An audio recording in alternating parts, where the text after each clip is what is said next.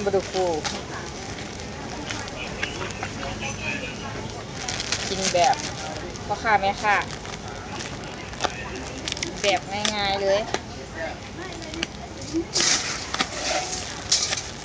เทลงไปเทมันลงไปนะ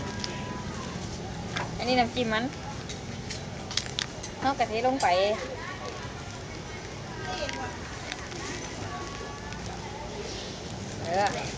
นี่ก่อนเทเสร็จแล้วยุ่มปากถุงไว้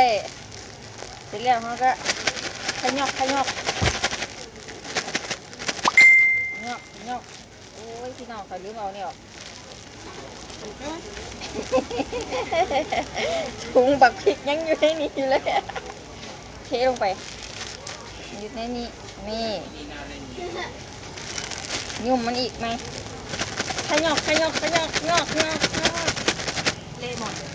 สรุปผักช้ำหมด จานเทลงไปเลยนั่นยำปลาฟูของเราเรียบร้อยนี่เป็นไงแก้ว